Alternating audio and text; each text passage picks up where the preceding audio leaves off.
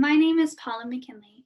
I'm a librarian here in the state of New Hampshire, and I'm very honored and very proud to introduce A Midsummer Night's Dream by William Shakespeare. What is so wonderful about this particular adaptation is that this was done and performed, edited, and created by librarians throughout the state of New Hampshire. I am very honored to be a part of this group.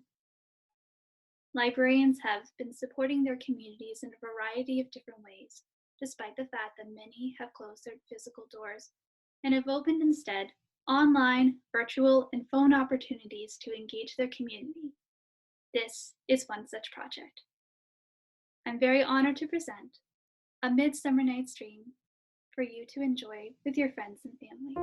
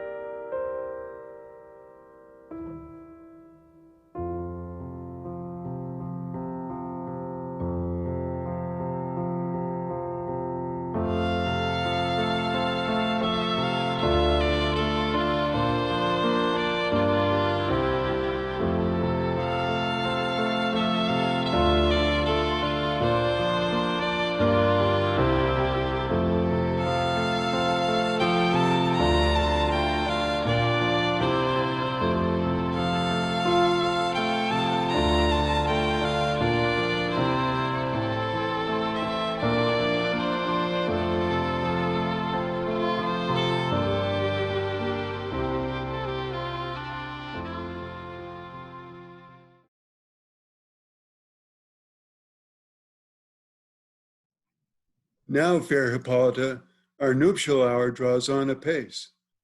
4 happy days brings in another moon, but methinks how slow this old moon wanes. She lingers my desires like to a stepdame or a dowager, long withering out a young man's revenue. 4 days will quickly steep themselves in night. 4 nights will quickly dream away the time. And then the moon, like a silver bow, new bent in heaven, shall behold the night of our solemnities. Go, Philostrate, stir up the Athenian youth to merriments. Awake the pert and nimble spirit of mirth. Turn melancholy forth to funerals. The pale companion is not for our pomp. Exit Philostrate. Hippolyta, I wooed thee with my sword, and won thy love doing thee injuries.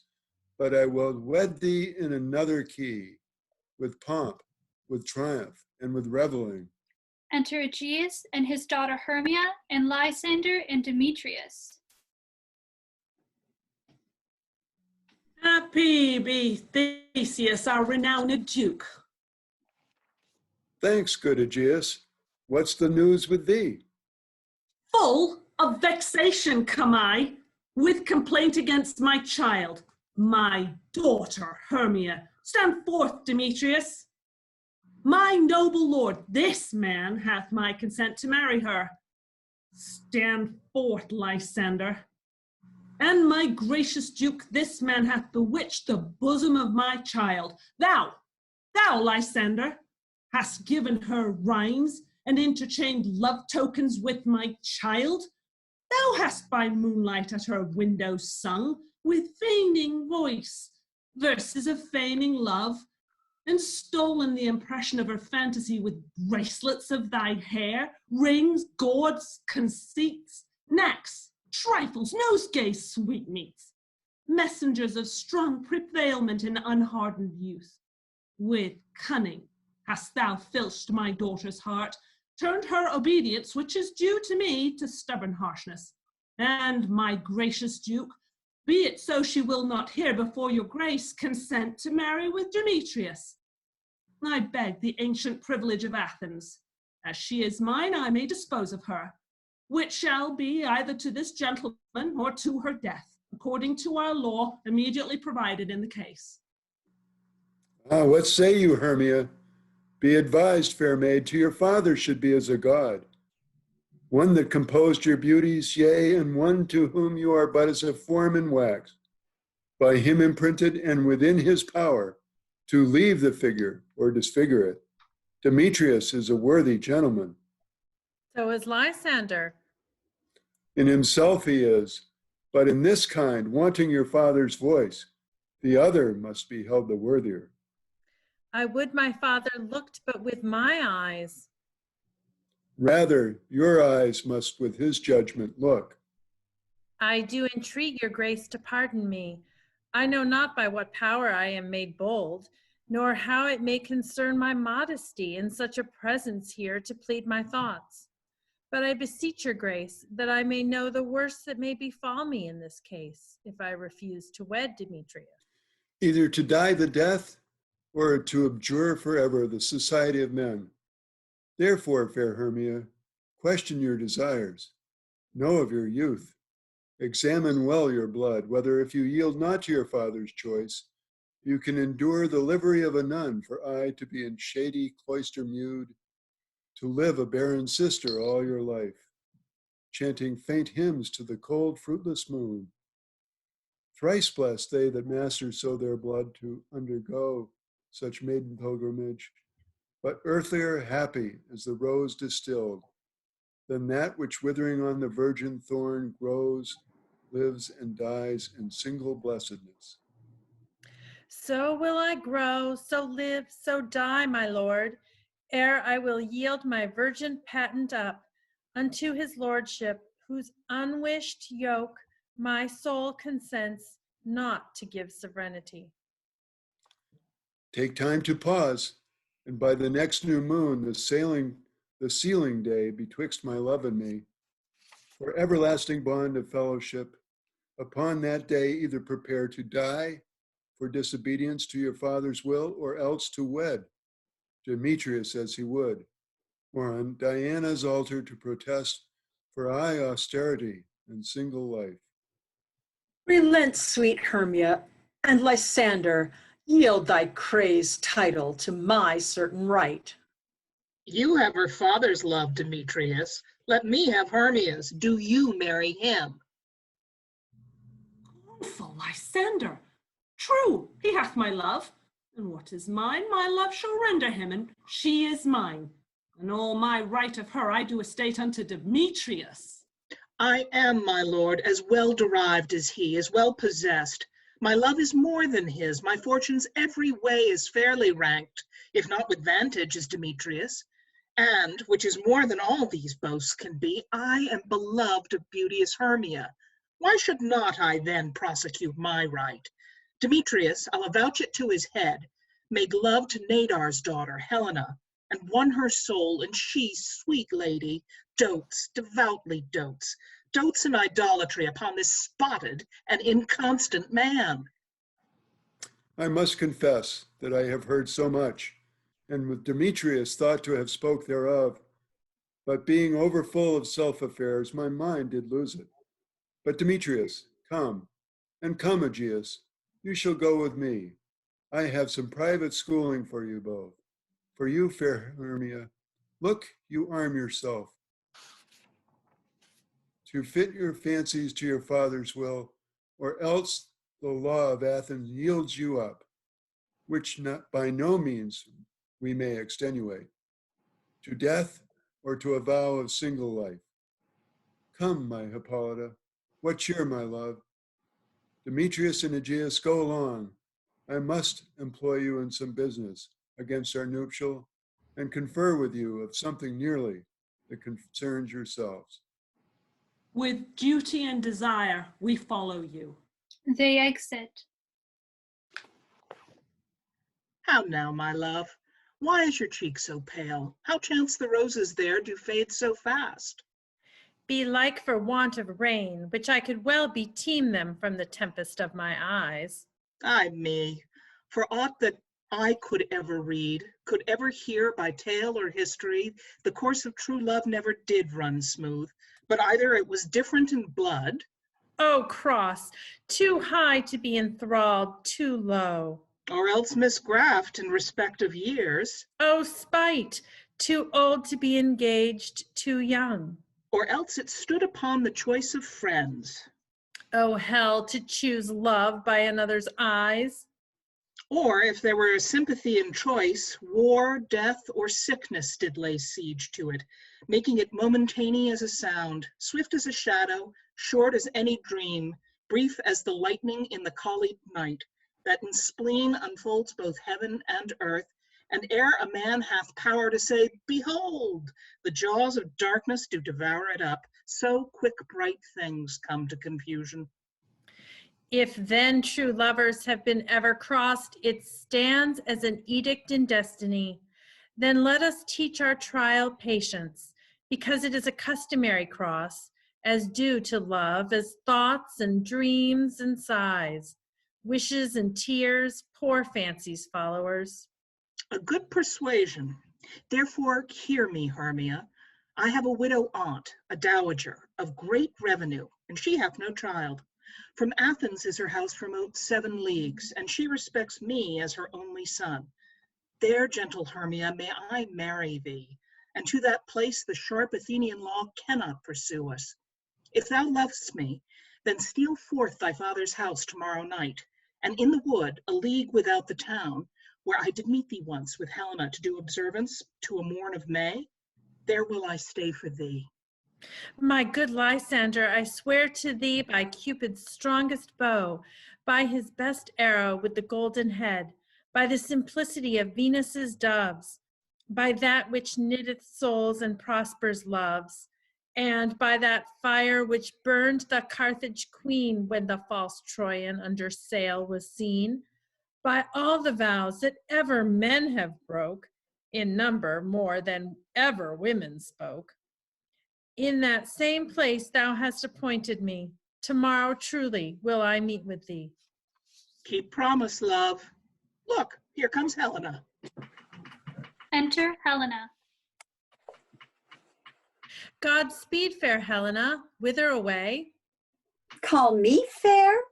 That fair again unsay. Demetrius loves your fair. Oh, happy fair. Your eyes are lodestars, and your tongue's sweet air more tunable than lark to shepherd's ear when wheat is green and when hawthorn buds appear. Sickness is catching. Oh, were favor so. Yours would I catch, fair Hermia, ere I go. My ear should catch your voice, my eye your eye. My tongue should catch your tongue's sweet melody.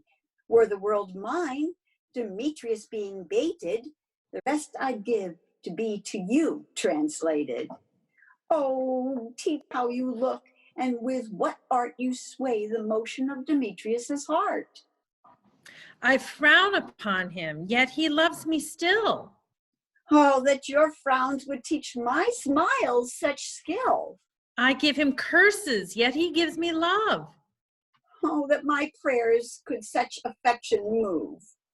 The more I hate, the more he follows me. The more I love, the more he hateth me. His folly, Helena, is no fault of mine. None but your beauty. Would that fault were mine. Take comfort, he no more shall see my face. Lysander and myself will fly this place. Before the time I did Lysander see, seemed Athens as a paradise to me. Oh, then what graces in my love do dwell, that he hath turned a heaven unto a hell. Helen, to you our minds we will unfold. Tomorrow night, when Phoebe doth behold her silver visage in the watery glass, decking the liquid pearl, the bladed grass, a time that lovers' flights doth still conceal, through Athens' gates we've devised to steal. And in the wood, where often you and I upon faint primrose beds were wont to lie, emptying our bosoms of their counsel sweet, there my Lysander and myself shall meet. And thence from Athens turn away our eyes, to seek new friends and stranger companies. Farewell, sweet playfellow, pray thou for us, and good luck grant thee, Demetrius. Keep word, Lysander, we must starve our sight, from lovers' food till morrow deep midnight. Exit Hermia. I will, my Hermia. Helena, adieu. As you on him, Demetrius dote on you. Exit Lysander. How happy some or other some can be. Through Athens, I am thought as fair as she. But what of that? Demetrius thinks not so. He will not know what all but he do know. And as he errs, doting on Hermia's eyes, so I, admiring of his qualities. Things base and vile, holding no quantity, love can transpose to form and dignity. Love looks not with the eyes, but with the mind, and therefore is winged Cupid painted blind. Nor hath love's mind of any judgment taste, wings and no eyes, figure unheedy haste. And therefore is love said to be a child, because in choice he is so oft beguiled. As waggish boys in game themselves forswear, so the boy love is perjured everywhere. For ere Demetrius looked on Hermia's eyne, he hailed down oaths that he was only mine. And when this hail some heat from Hermia felt, so he dissolved, and showers of oaths did melt. I will go tell him of fair Hermia's flight. Then to the wood will he tomorrow night pursue her. And for this intelligence, if I have thanks, it is a dear expense, but herein mean I to enrich my pain, to have his sight thither and back again.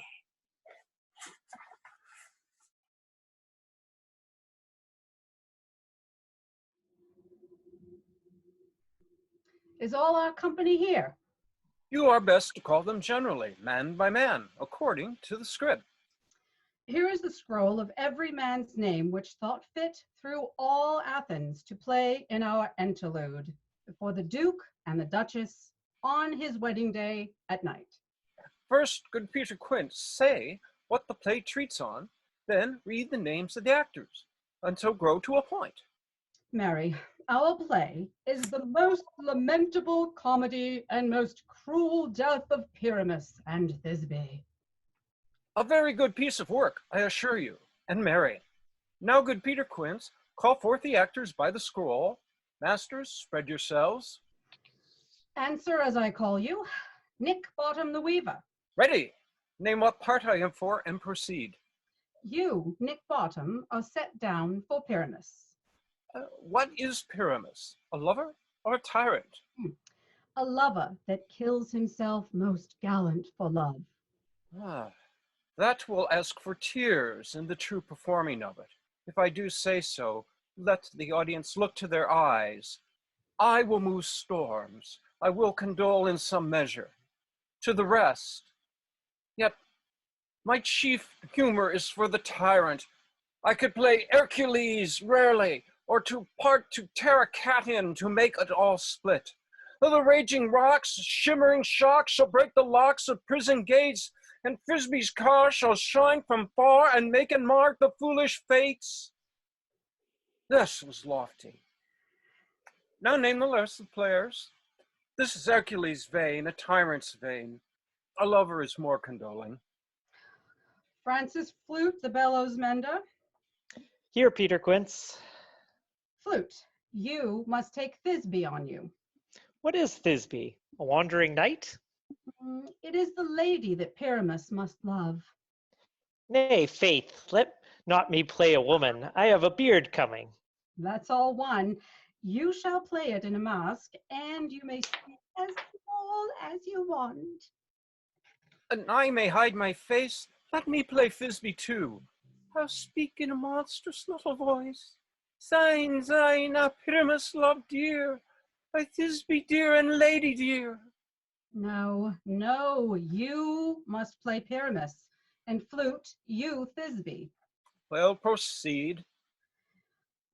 Robin Stavling the tailor. Here, Peter Quince. Robin Stavling, you must play Thisbe's mother. Tom Snout the tinker. Here, Peter Quince. You, Pyramus's father. Myself, Thisbe's father. Snug the joiner, you the lion's part, and I hope here is a play fitted. Have you the lion's part written? Pray you, if it be, give it me, for I am slow of study. You may do it extempore, for it is nothing but roaring. Oh, let me play the lion too. I will roar. I will do any man's heart good to hear me. I will roar. And I will make the Duke say, let him roar again, and let him roar again. And you should do it too terribly, you would fright the Duchess and the ladies, that they would shriek, and that were enough to hang us all. That would hang us all, every mother's son. I grant you, friends, that if you should fright the ladies out of their wits, they would have no discretion but to hang us. But I will aggravate my voice so that I will roar as gently as any suckling dove. I will roar as 'twere a nightingale. You can play no part but Pyramus, for Pyramus is a sweet-faced man, a proper man as one shall see in a summer's day, a most lovely, gentlemanlike man. Therefore, you must needs play Pyramus. Well, I will undertake it. What beard were I best to play it in? Why, what you will. I will discharge it in either your straw-colored beard, your orange tawny beard, your purple and graying beard, or your French crowned colored beard, your perfect yellow. Some of your French crowns have no hair at all, and then you will play barefaced. But masters, here are your parts, and I am to entreat you, request you, and desire you to con them by tomorrow night, and meet me in the palace wood a mile without the town, by moonlight. There we will rehearse, for if we meet in the city, we shall be dogged with company and our devices known. In the meantime, I will draw a bill of properties, such as our play wants. I pray you, fail me not. We will meet, and there we will rehearse most obscenely and courageously. Take pains, be perfect, adieu. At the Duke's Oak we meet. Enough. Bold or cut bowstrings.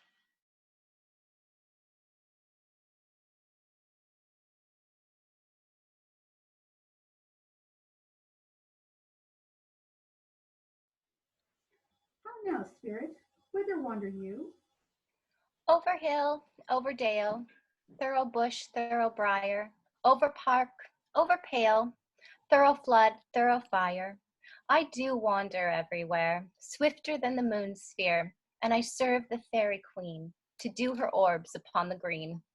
The cowslips tall her pensioners be, in their gold coat spots you see. Those be rubies, fairy favors, in those freckles live their savors. I must go seek some dewdrops here, and hang a pearl on every cowslip's ear. Farewell, thou lob of spirits, I'll be gone. Our queen and all her elves come here anon. Oh, the king doth keep his revels here tonight.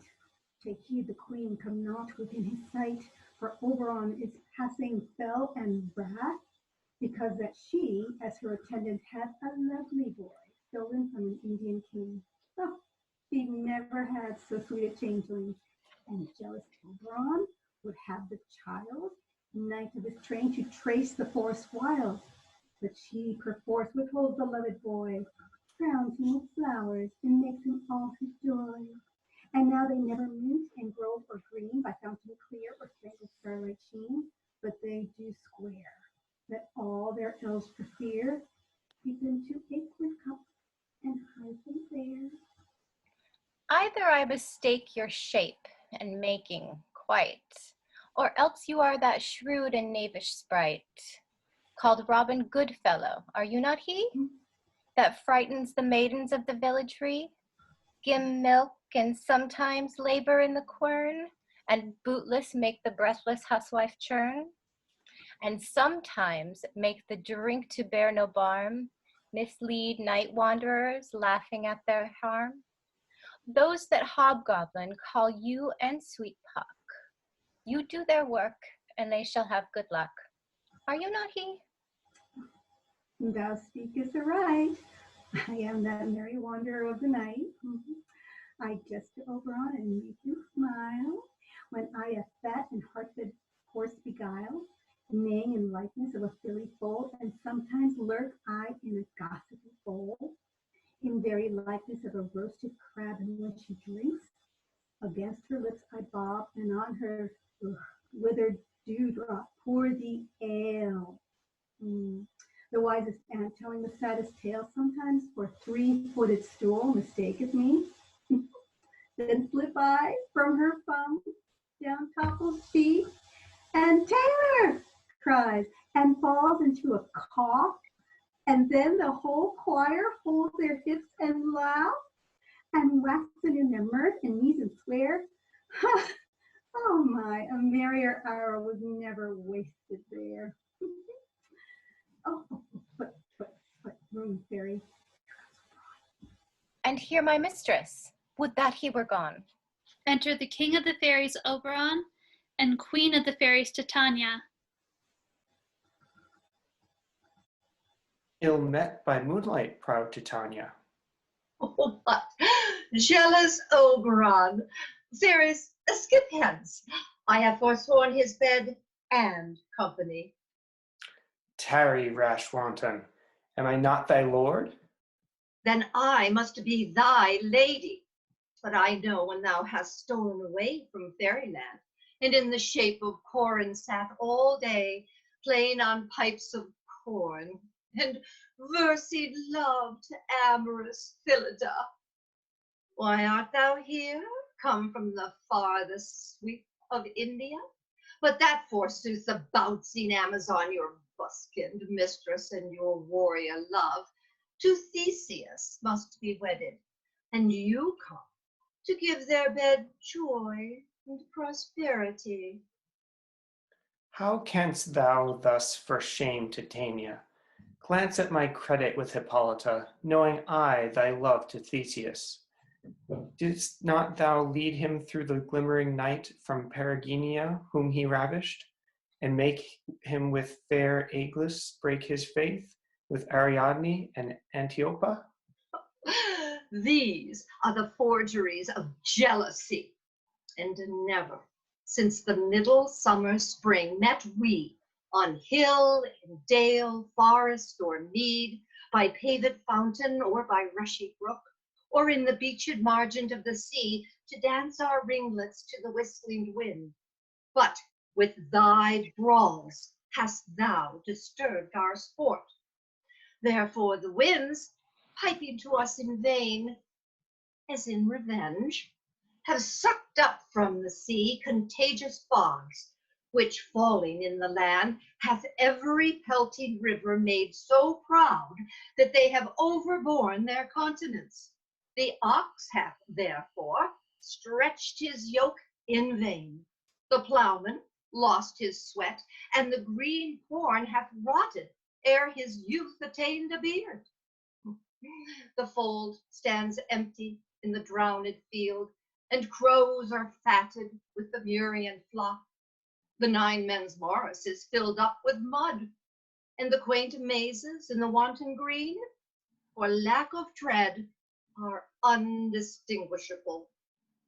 The human mortals want their winter here. No night is now with hymn or carol blessed. Therefore the moon, the governess of floods, pale in her anger, washes all the air, that rheumatic diseases do abound, and thorough this distemperature, we see the seasons alter.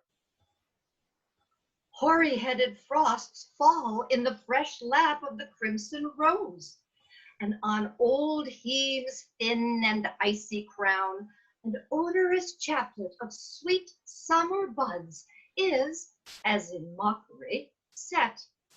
The spring, the summer, the childing autumn, angry winter, change their wonted liveries, and the mazed world by their increase now knows not which is which. And this same progeny of evils comes from our debate, from our dissension. We are their parents and original. Do you amend it then? It lies in you. Why should Titania cross her Oberon? I do but beg a little changeling boy to be my henchman. Set your heart at rest. The fairy land buys not the child of me.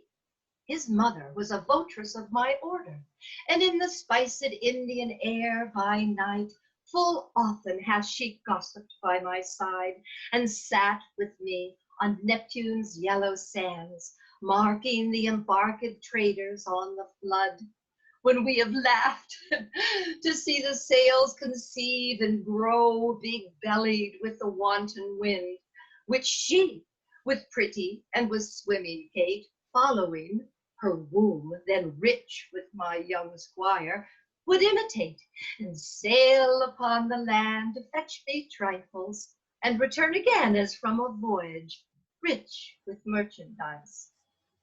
But she, being mortal, of that boy did die, and for her sake do I rear up her boy, and for her sake I will not part with him. And how long within this wood intend you stay? Perchance till after Theseus' wedding day. If you will patiently dance in our round and see our moonlight revels, go with us. If not, shun me, and I will spare your haunts. Give me that boy, and I will go with thee. Not for thy fairy kingdom. Fairies, away! We shall chide downright if I longer stay. Exit Titania and her fairy. Well, go thy way. Thou shalt not from this grove till I torment thee for this injury. My gentle Puck, come hither. Thou rememberest, since once I sat upon a promontory and heard a mermaid on a dolphin's back, uttering such dulcet and harmonious breath, that the rude sea grew civil at her song, and certain stars shot madly from their spheres to hear the sea maid's music? I remember. That very time I saw, but thou couldst not, flying between the cold moon and the earth, Cupid all armed. A certain aim he took at a fair vestal throned by the west, and loosed his love shaft smartly from his bow, as it should pierce 100,000 hearts. But I might see young Cupid's fiery shaft quenched in the chaste beams of the watery moon, and the imperial votress passed on, in maiden meditation fancy-free. Yet marked I where the bolt of Cupid fell. It fell upon a little western flower, before milk-white, now purple with love's wound, and maidens call it love in idleness. Fetch me that flower, the herb I showed thee once. The juice of it, on sleeping eyelids laid, will make or man or woman madly dote upon the next live creature that it sees. Fetch me this herb, and be thou here again, ere the Leviathan can swim a league. I'll put a girdle around the earth in 40 minutes. Puck exits. Having once this juice, I'll watch Titania when she is asleep, and drop the liquor of it in her eyes.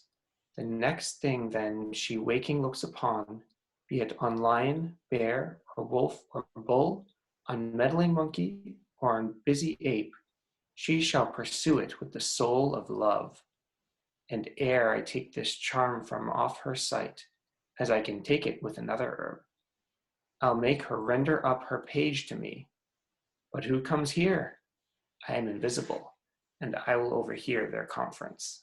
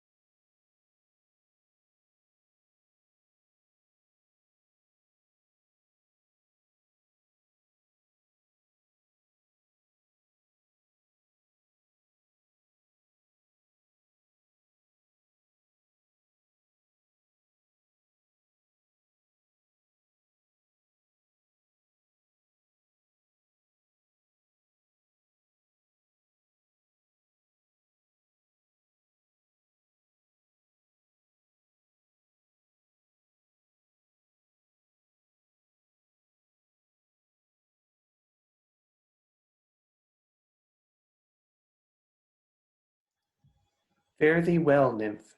Ere he do leave this grove, thou shalt fly him, and he shall seek thy love.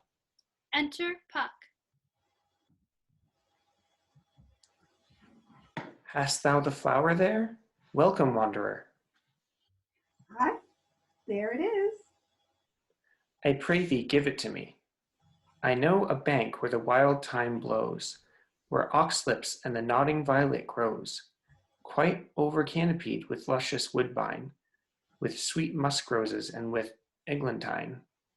There sleeps Titania sometimes of the night, lulled in these flowers with dances and delight. And there the snake throws her enameled skin, weed wide enough to wrap a fairy in. And with the juice of this I'll streak her eyes, and make her full of hateful fantasies. Take thou some of it, and seek through this grove. A sweet Athenian lady is in love with a disdainful youth.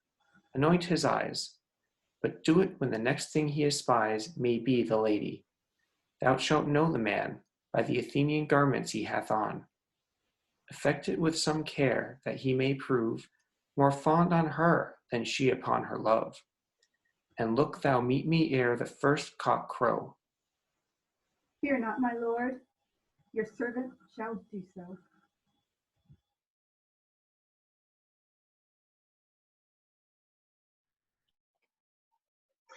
Come now, a rondel and a fairy song. Then, for the third part of a minute, hence. Some to kill cankers in the musk rosebuds, some war with rare mice for their leathern wings to make my small elves coats, and some keep back the clamorous owl that nightly hoots and wonders at our quaint spirits.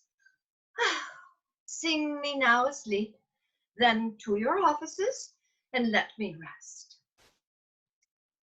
You spotted snakes with double tongue, thorny hedgehogs, be not seen. Newts and blindworms, do no wrong, come not near our fairy queen. Philomel with melody, sing in our sweet lullaby. Lulla, lulla, lullaby, lulla, lulla, lullaby. Never harm, nor spell, nor charm. Come, our lovely lady nigh, so good night with lullaby. Weaving spiders, come not here. Hence, you long-legged spinners, hence. Beetles black, approach not near. Worm nor snail, do no offense. Philomel with melody. Hence, away! Now all is well. One aloof stand sentinel. Fairy sleep and Titania sleeps. Oberon enters.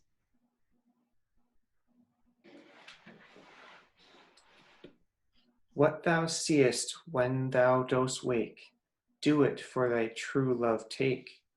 Love and languish for his sake, be it ounce or cat or bear, pard or boar with bristled hair, in thy eye that shall appear, when thou wakest is thy dear. Wake when some vile thing is near. Fair love, you faint with wandering in the wood, and to speak troth, I forgot our way. Will rest us, Hermia, if you think it good, and tarry for the comfort of the day. Be it so, Lysander. Find you out of bed, for I upon this bank will rest my head. One turf shall serve as pillow for us both, one heart, one bed, two bosoms, and one troth. Nay, good Lysander, for my sake, my dear, lie further off yet. Do not lie so near. Oh, take the sense, sweet, of my innocence. Love takes the meaning in love's conference. I mean that my heart unto yours is knit, so that but one heart we can make of it. Two bosoms interchained with an oath, so then two bosoms and a single troth.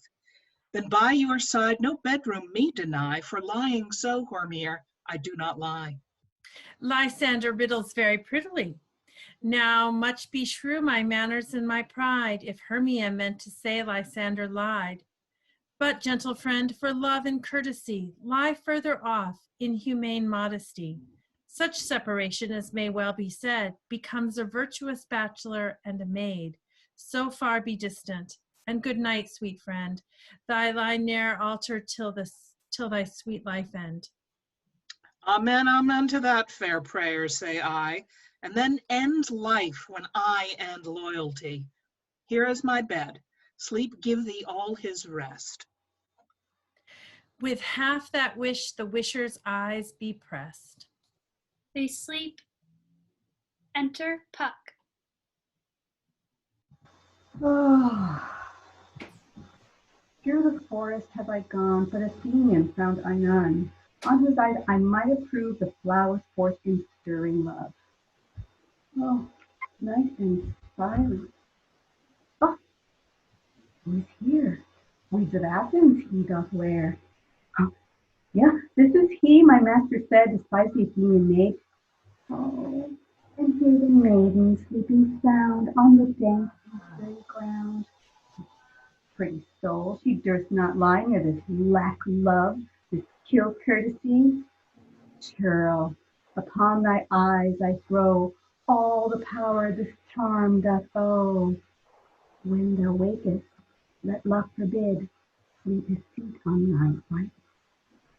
So awake when I am gone, for I must now to Oberon. Stay, though thou kill me, sweet Demetrius. I charge thee hence, and do not haunt me thus. Oh, will thou, darkling, leave me? Do not so. Stay on thy peril, I alone will go. Demetrius exits. Oh, I am out of breath in this fond chase. The more my prayer, the lesser is my grace.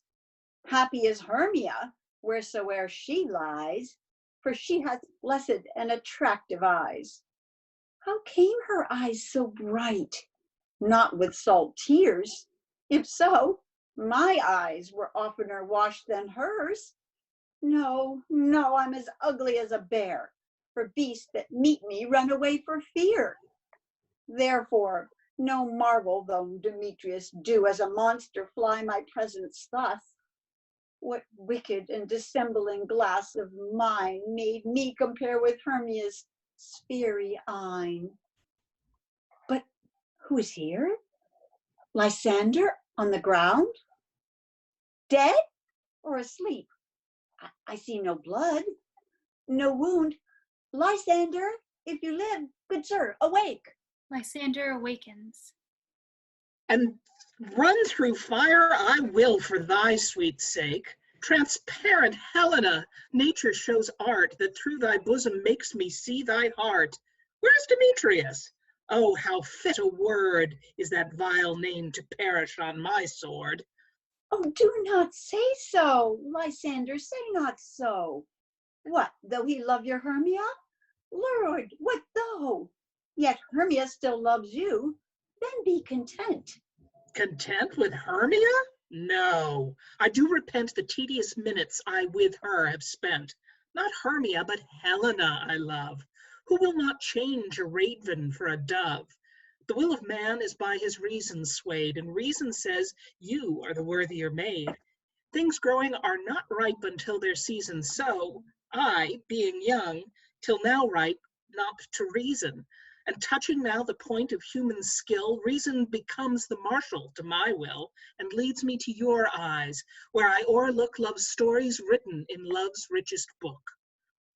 Wherefore was I to this keen mockery born? When at your hands did I deserve this scorn? Is not enough, young man, that I do never, no, nor never can deserve a sweet look from Demetrius's eye, that you must pluck my insufficiency? Good troth, you do me wrong, good sooth you do, in such disdainful manner me to woo. But fare you well, perforce I must confess, I thought you lord of more true gentleness.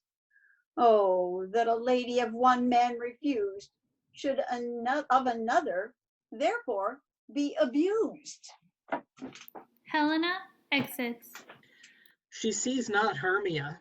Hermia, sleep thou there, and never mayst thou come Lysander near. For as a surfeit of the sweetest things, the deepest loathing to the stomach brings, or as the heresies that men do leave are hated most of those they did deceive, so thou, my surfeit, and my heresy of all be hated, but the most of me, and all my powers address your love and might to honor Helen and to be her knight. Lysander exits, and Hermia waking up. Help me, Lysander, help me. Do thy best to pluck this crawling serpent from my breast.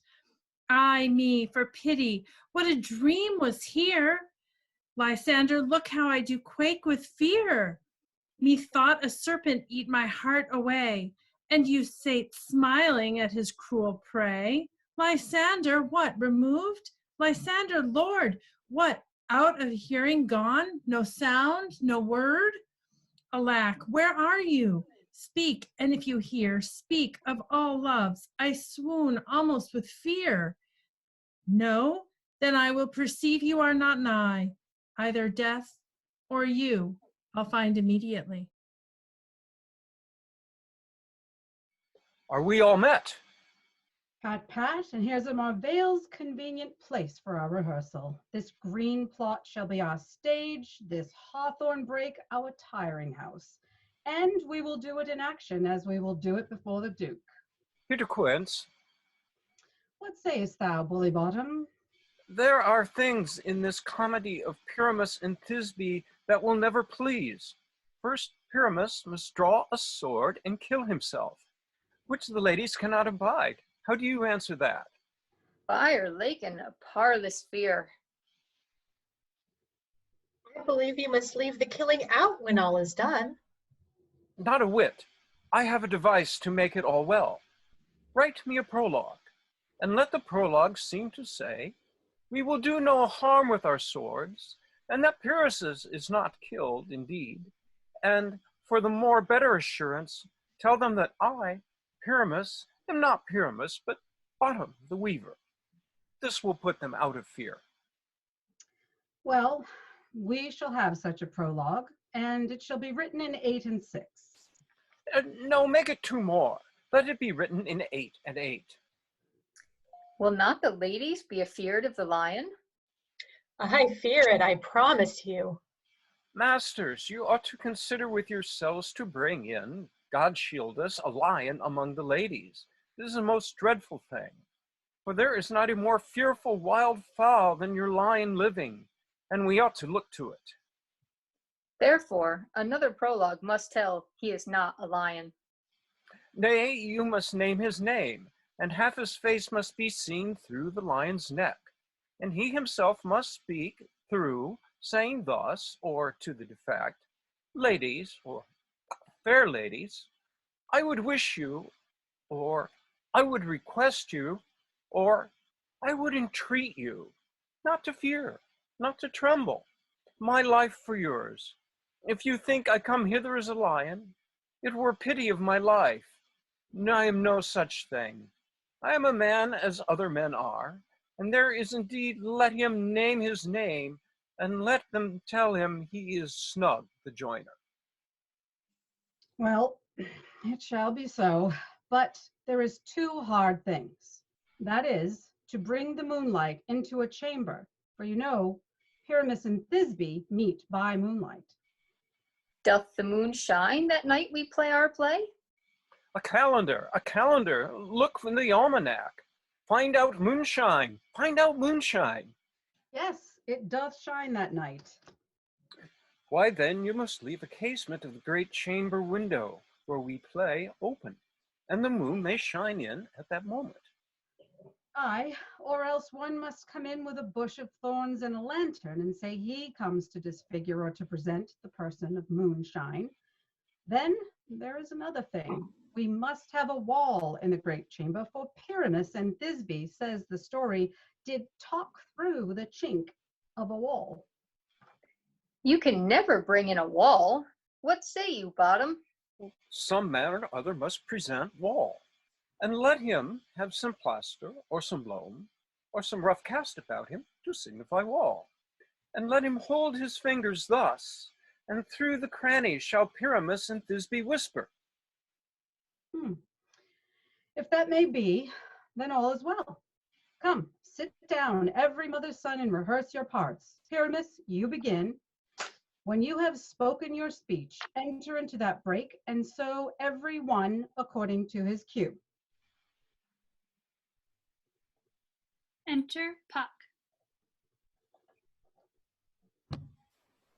What hempen homespuns have we swaggering here, so near the cradle of the fairy queen?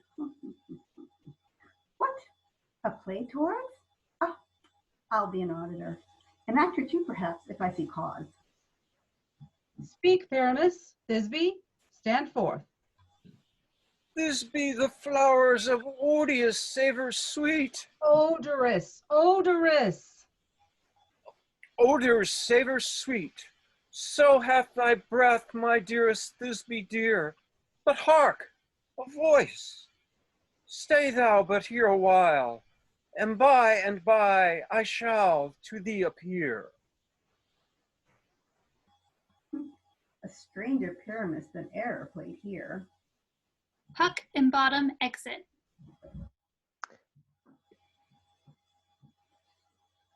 Must I speak now? Aye, Mary, must you, for you must understand that he goes but to see a noise that he heard, and is to come again. Most radiant Pyramus, most lily white of hue, of color like the red rose on triumphant briar, most brisky juvenile and eke, most lovely Jew, as true as truest horse, and yet would never tire. I'll meet thee, Pyramus, as Ninny's tomb. Ninus's tomb, man. Why, you must not speak that yet. That you answer to Pyramus. You speak all your parts at once, cues and all. Pyramus, enter. Your cue is past. It is never tire. Oh, as true as truest horse, that yet would never tire. Enter Puck and Bottom with an ass's head. If I were fair, Thisbe, I were only thine. Oh, monstrous! Oh, strange! We are haunted prey masters! Fly masters, help! Exit Quince, Snug, Flute, Snout, and Starveling. I'll follow you. I'll lead you about around, through bog, through brush, through brake, through briar. Sometimes a horse I'll be, sometimes a hound, a hog, a headless bear, sometimes a fire. And neigh and bark and grunt and roar and burn like horse, hound, dog, bear, fire at every turn. Puck exits. Why do they run away? This is knavery of them to make me feared. Enter Snout.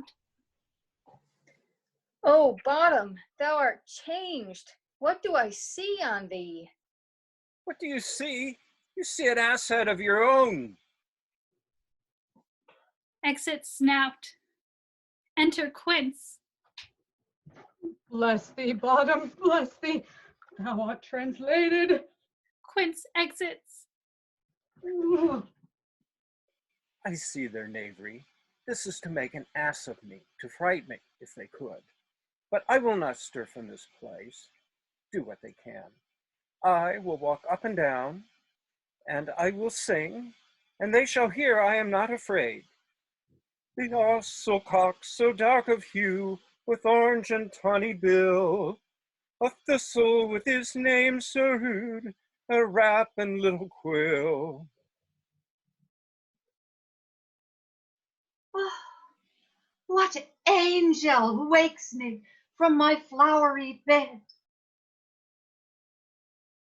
The finch, the sparrow, and the lark, the plain song cuckoo gray, whose note many a man doth mark, and doth not answer nay. For indeed, who would set his will to so foolish a bird? Who would give a bird the lie, though he cry cuckoo ne'er so? Oh, I pray thee, gentle mortal, sing again. Oh, mine ear is much enamored of thy note, so is mine eye enthralled to thy shape, and thy fair virtue's force, her force, doth move me on the first view to say, to swear, I love thee. Methinks, mistress, you should have little reason for that, and yet, to say the truth, reason and love keep little company together nowadays. The more the pity that some honest neighbors will not make them friends. Nay, I can gleek upon occasion. Thou art as wise as thou art beautiful. No, neither, but if I had wit enough to get out of this wood, I have enough to serve mine own turn. Out of this wood do not desire to go. Thou shalt remain here, whether thou wilt or no. I am a spirit of no common rate. The summer still doth tend upon my state, and I do love thee. Therefore, stay with me. I'll give thee fairies to attend on thee, and they shall fetch thee jewels from the deep, and sing while thou on pressed flowers dost sleep. And I will purge thy mortal grossness, so that thou shalt like an airy spirit go. Peas blossom, cobweb, moth, and mustard seed. Enter 4 fairies, Peas Blossom, Cobweb, Moth, and Mustard Seed. Ready. And I. And I.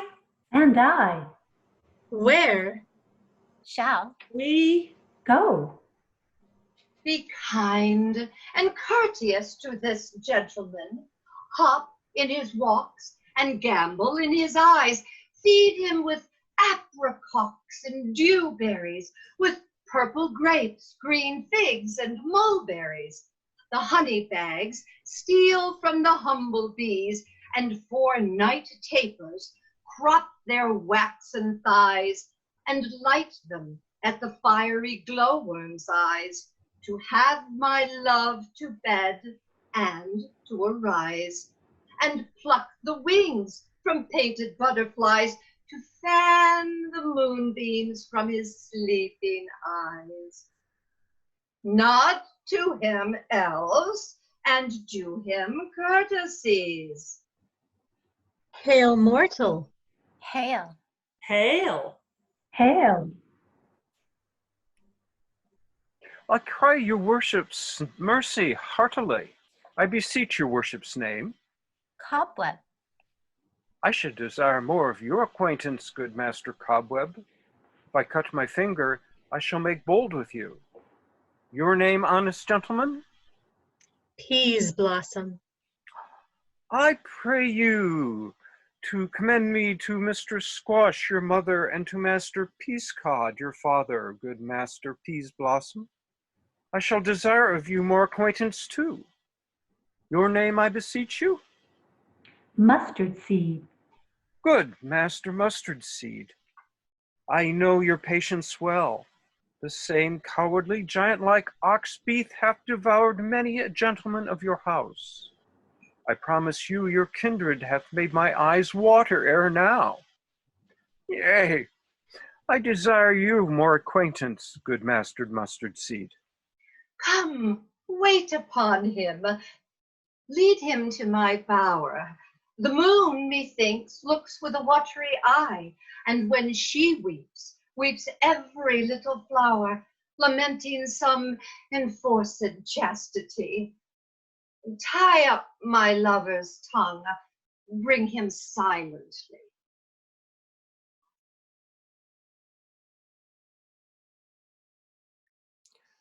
I wonder if Titania be awaked, then what it was that next came in her eye, which she must dote on in extremity. Enter Puck. Here comes my messenger. How now, mad spirit? What night rule now about this haunted grove? My mistress with a monster is in love. Next to her close and consecrated bower, while she was in her dull and sleeping hour, a crew of patches, rude mechanicals, that work for bread upon Athenian stalls, were met together to rehearse a play intended for great Theseus' nuptial day. The shallowest thick skin of the barren sort, who Pyramus presented in their sport, forsook his scene, and entered in a break, when I did him at his advantage take, an ass's knoll I fixed on his head. Anon his thesy must be answered, and forth my mimic comes. When they him spy, a wild geese that the creeping fowler eye, or russet patched cloths, many in sort, rising and cawing at the gun's report, severed themselves and made sweep the sky. So at his sight, away his fellows fly, and at our stamp, here o'er and o'er one falls, he murder cries, and help from Athens calls. Their sense thus weak, lost with their fears thus strong, made senseless things begin to do them wrong. For briars and thorns at their apparel snatch, some sleeves, some hats, from yielders all things catch. I let them on this distracted fear, and left sweet Pyramus translated there. When in that moment, so it came to pass, Titania waked, and straightway loved an ass. Right? This falls out better than I could devise. But hast thou yet latched the Athenian's eyes with the love juice as I did bid thee do? I took him sleeping. That is finished too, and the Athenian woman by his side, that when he waketh of force, she must be I. Enter Demetrius and Hermia. Stand close. This is the same Athenian. This is the woman, but not this the man. Oh, why rebuke you him that loves you so? Lay breath so bitter on your bitter foe. Now I but chide, but I should use the worse, for thou, I fear, hast given me cause to curse. If thou hast slain Lysander in his sleep, being o'er shoes in blood, plunge in the deep and kill me too. The sun was not so true unto the day as he to me.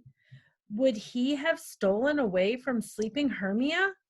I'll believe as soon this whole earth may be bored, and that the moon may through the center creep, and so displease her brothers noontide with the antipodes. It cannot be but thou hast murdered him. So should a murderer look, so dead, so grim. So should the murdered look, and so should I, pierced through the heart with your stern cruelty. Yet you, the murderer, look as bright, as clear as yonder Venus in her glimmering sphere. What's this to my Lysander? Where is he? Good Demetrius, wilt thou give him me? I'd rather give his carcass to my hounds. Out, dog, out, cur, thou drivest me past the bounds of maiden's patience. Hast thou slain him then? Henceforth be never numbered among men. Oh, once tell true, even for my sake. Durst thou have looked upon him being awake? And hast thou killed him sleeping? Oh, brave touch! Could not a worm, an adder, do so much? An adder did it, for with doubler tongue than thine, thou serpent, never adder stung. You spend your passion on a misprized mood. I am not guilty of Lysander's blood, nor is he dead for aught that I can tell. I pray thee, tell me then that he is well. And if I could, what should I get therefore? A privilege never to see me more, and from thy hated presence part I so. See me no more, whether he be dead or no. Hermia exits. There's no following her in this fierce vein. Here, therefore, for a while I will remain. So sorrow's heaviness doth heavier grow, for death that bankrupt sleep doth sorrow owe, which now, in some slight measure, it will pay, if for his tender here I make some stay. Demetrius lies down and sleeps. What hast thou done? Thou hast mistaken quite, and laid the love juice on some true love's sight. Of thy misprision must perforce ensue some true love turned, and not a false turn true. Then fate o'errules that one man holding troth, a million fail, confounding oath on oath. About the wood go swifter than the wind, and Helena of Athens look thou find. All fancy sick she is, and pale of cheer, with sighs of love that cost the fresh blood dear. By some illusion see thou bring her here. I'll charm his eyes against she do appear. I go. Look how I go. Swifter than arrow from the Tartar's bow. Flower of this purple dye, hit with Cupid's archery, sink in apple of his eye. When his love he doth espy, let her shine as gloriously as the Venus of the sky. When thou wakest, if she be by, beg of her for remedy. Enter Puck.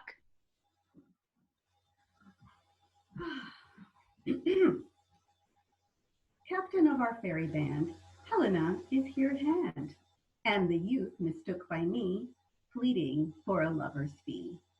Shall we their fond pageant see? Lord, what fools these mortals be. Stand aside, the noise they make will cause Demetrius to wake. Then will two at once woo one. Then must needs be sport alone, and those things do best please me that fall preposterously. Enter Lysander and Helena. Why should you think that I should woo in scorn? Scorn and derision never come in tears. Look when I vow, I weep, and vows so born in their nativity all truth appears. How can these things in me seem scorn to you, bearing the badge of faith to prove them true? You do advance your cunning more and more. When truth tells truth, O devilish holy fray, these vows are Hermia's. Will you give her o'er? Weigh oath with both, and you will nothing weigh. Your vows to her and me, put on two scales, will even weigh, and both as light as tails. I had no judgment when to her I swore. Nor none in my mind, now you give her o'er.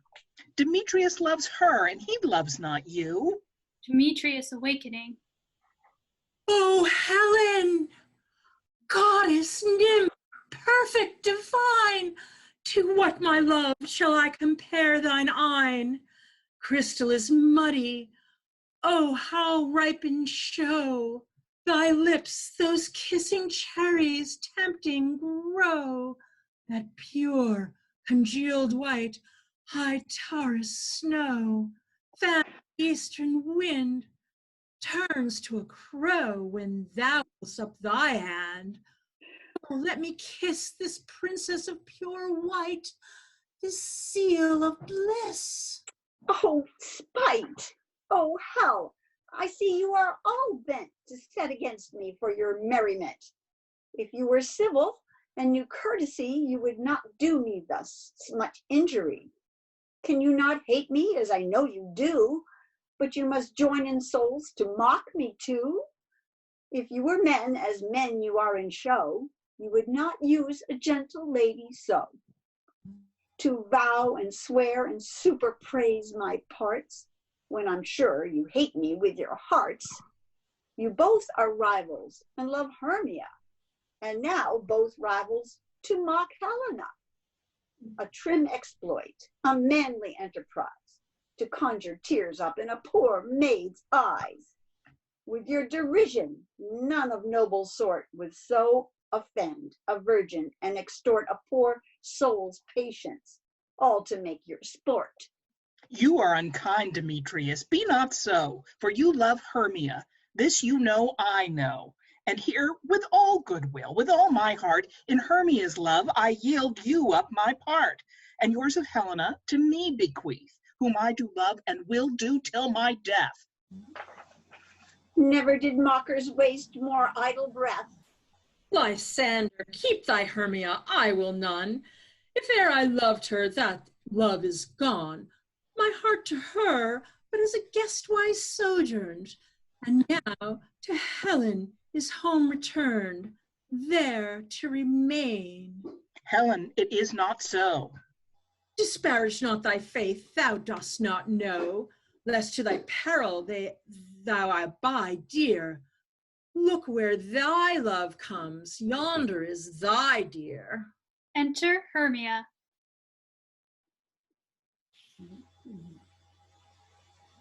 Dark night, that from the eye his function takes, the ear more quick of apprehension makes, wherein it doth impair the seeing sense, it pays the hearing double recompense.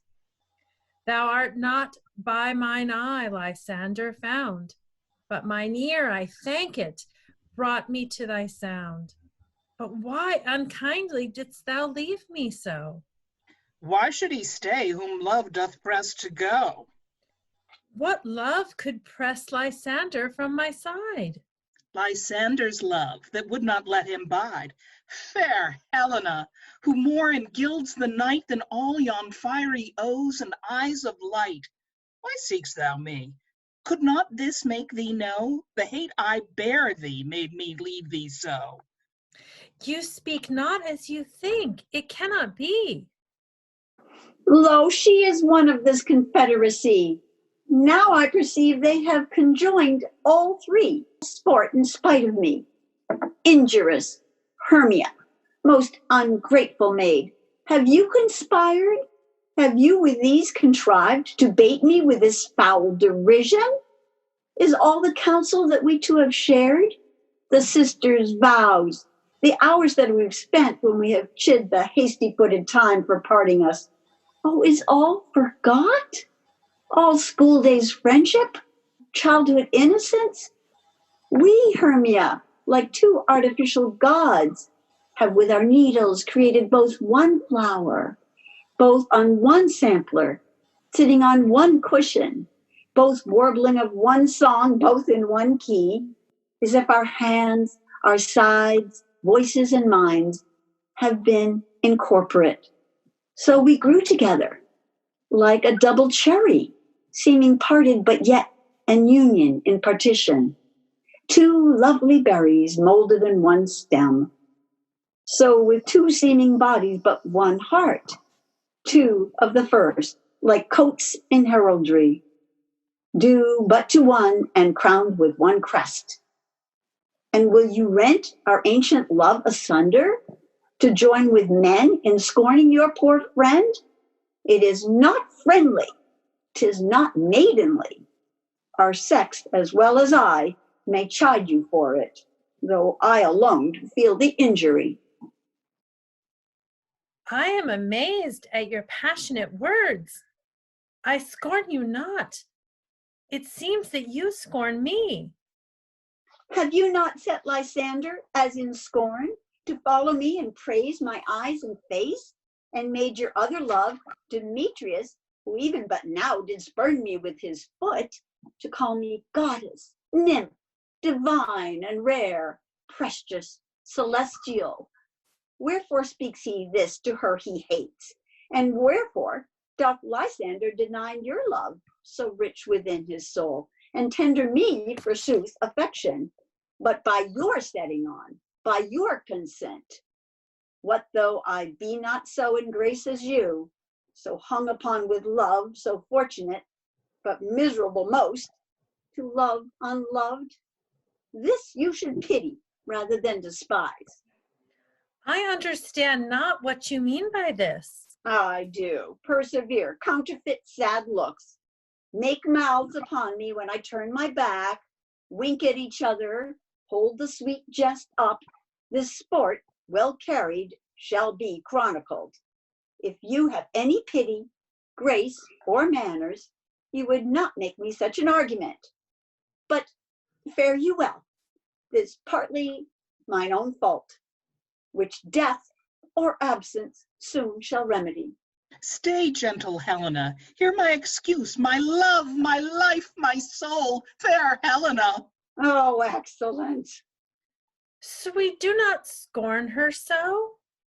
If she cannot entreat, I can compel. Thou canst compel no more than she entreat. Thy treats have no more strength than her weak praise. Helen, I love thee, by my life I do.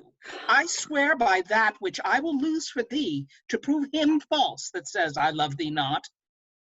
I say I love thee more than he can do. If thou say so, withdraw and prove it too. Quick, come. Lysander, whereto tends all this? Away, you Ethiop! No, no, he'll seem to break loose. Take on as you would follow, but yet come not. You are a tame man. Hang off, thou cat, thou burr. Vile thing, let loose, or I will shake thee from me like a serpent. Why are you grown so rude? What change is this, sweet love? Thy love? Out, tawny Tartar, out! Out, loathed medicine, O hated potion, hence! Do you not jest? Yes, sooth, and so do you. Demetrius, I will keep my word with thee. I would I had your bond, for I perceive a weak bond holds you. I'll not trust your word. What? Should I hurt her, strike her, kill her dead? Although I hate her, I'll not harm her so. What? Can you do me greater harm than hate? Hate me wherefore? Oh me, what news, my love? Am not I Hermia? Are not you Lysander? Am I as fair now as I was erewhile? Since night you loved me, yet since night you left me. Why then you left me? Oh, the gods forbid. In earnest, shall I say? I, by my life, and never did desire to see thee more. Therefore be out of hope, of question, of doubt, be certain. Nothing truer, 'tis no jest, that I do hate thee and love Helena. Oh me, you juggler, you canker blossom, you thief of love. What, have you come by night and stolen my love's heart from him? Fine, in faith, have you no modesty, no maiden shame, no touch of bashfulness? What, will you tear impatient answers from my gentle tongue? Fie, fie, you counterfeit, you puppet, you. Puppet? Why so? Aye, that way goes the game. Now I perceive that she hath made compare between our statures. She hath urged her height, and with her personage, her tall personage, her height, forsooth she has prevailed with him. And are you grown so high in his esteem, because I am so dwarfish and so low? How low am I, thou painted maypole? Speak, how low am I? I am not yet so low, but that my nails can reach unto thine eyes. I pray you, though, you mock me, gentlemen. Let her not hurt me. I was never cursed. I have no gift at all in shrewishness. I am a right maid for my cowardice. Let her not strike me. You perhaps may think, because she is somewhat lower than myself, that I can match her. Lower? Hark again. Good Hermia, do not be so bitter with me. I evermore did love you, Hermia, did ever keep your counsels and never wronged you, save that in love unto Demetrius, I told him of your stealth into this wood. He followed you, for love, I followed him. But he hath chid me hence, and threatened me to strike me, spurn me, nay, to kill me too. And now, so you will let me quiet go to Athens while I bury my folly back and follow you no further. Let me go. You see how simple and fond I am. Why, get you gone. Who is that hinders you? A foolish heart that I leave here behind. What, with Lysander? With Demetrius. Be not afraid, she shall not harm thee, Helena. No, sir, she shall not, though you take her part. Oh, when she is angry, she is keen and shrewd. She was a vixen when she went to school, and though she be but little, she is fierce. Little again, nothing but low and little. Why will you suffer her to flout me thus? Let me come to her. Get you gone, you dwarf, you minimus of hindering knotgrass maid, you bead, you acorn. You are too officious in her behalf that scorns your services. Let her alone. Speak not of Helena. Take not her part. For if thou dost intend never to show love to her, thou shalt abide it. Now she holds me not. Now follow, if thou darest, to try whose right of thine or mine is most in Helena. Follow, nay, I'll go with thee, cheek by jowl. Exit Lysander and Demetrius. You, mistress, all this coil is long of you. Nay, go not back. I will not trust you, nor longer stay in your cursed company. Your hands than mine are quicker for the fray. My legs are longer, though, to run away.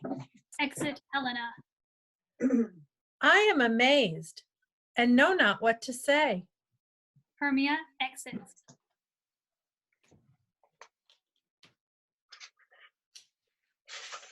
This is thy negligence. Still thou makest, or else committest thy knaveries wilfully. Believe me, King of Shadows, I mistook. Did you not tell me I should know the man by the Athenian garments he had on? And so far blameless proves my enterprise, that I have anointed in Athenians' eyes. And so far am I glad it so did sort. As there they're jangling, I esteem a sport. Thou seest these lovers seek a place to fight. Hie, therefore, Robin, overcast the night.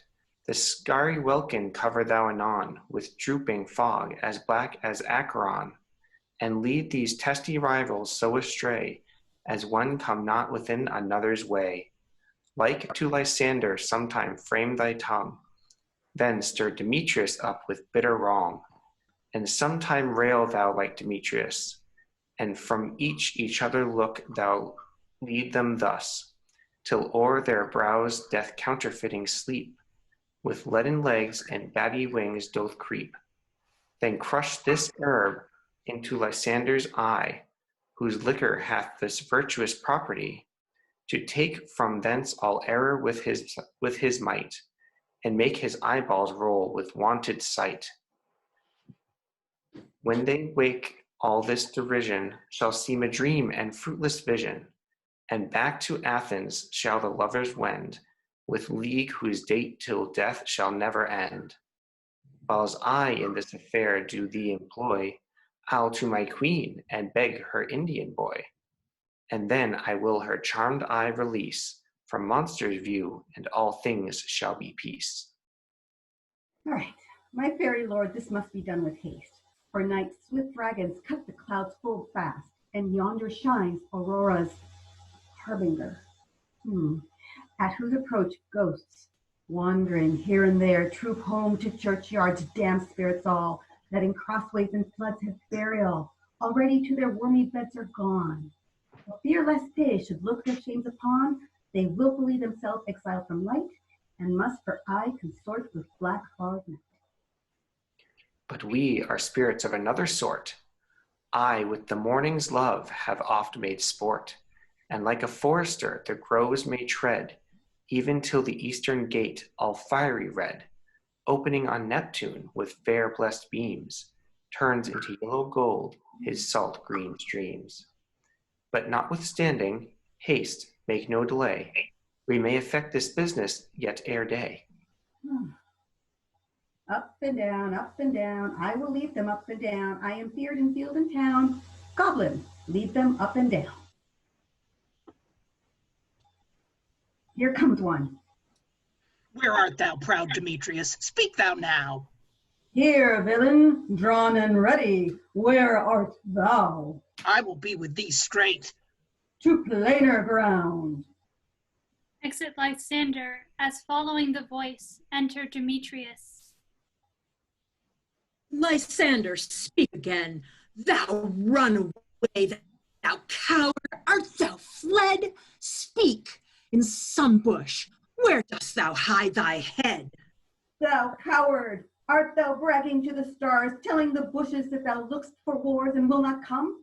Come, recreant, come, thou child, I'll whip thee with a rod. He is defiled that draws a sword on thee. Yea, art thou there? Follow my voice, we'll try no manhood here. They exit. Enter Lysander. He goes before me and still dares me on. When I come where he calls, then he is gone. The villain is much lighter heeled than I. I followed fast, but faster he did fly. That fallen am I in dark uneven way, and here will rest me. Come, thou gentle day, for if but once thou show me thy gray light, I'll find Demetrius and revenge this spite. Lysander sleeps. Enter Puck and Demetrius. Ho, ho, ho! Coward, why comest thou not? Abide me, if thou darest, for well I wot, thou runnest before me, shifting every place, and darest not stand, not look me in the face. Where art thou now? Come hither, I am here. Nay, then thou mockest me, thou shalt buy this dear. If ever I thy face by daylight see, Now go thy way. Faintness constraineth me to measure out my length on this cold bed. By day's approach, look to be visited. He lies down and sleeps. Enter Helena.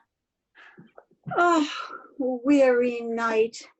Oh, long and tedious night. Abate thy hours. Shine comforts from the east, that I may back to Athens by daylight from these that my poor company detest. And sleep, that sometimes shuts up sorrow's eye, steal me a while from mine own company. Yet but 3. Come one more. 2 of both kinds makes up 4. Enter Hermia. Here she comes, cursed and sad. Cupid is a knavish lad, thus to make poor females mad. Never so weary, never so in woe, bedabbled with the dew and torn with briars. I can no further crawl, no further go. My legs can keep no pace with my desires. Here will I rest me till the break of day.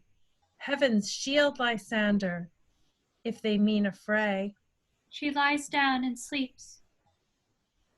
On the ground, sleep sound. I'll apply to your eye, gentle lover, remedy.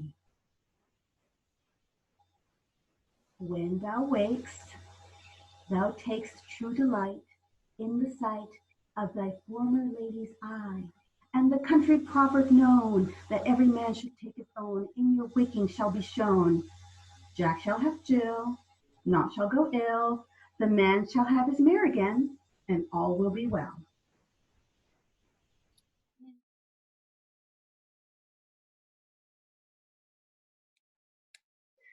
Come, sit thee down upon this flowery bed, while I thy amiable cheeks do coy, and stick musk roses in thy sleek, smooth head, and kiss thy fair, large ears, my gentle joy.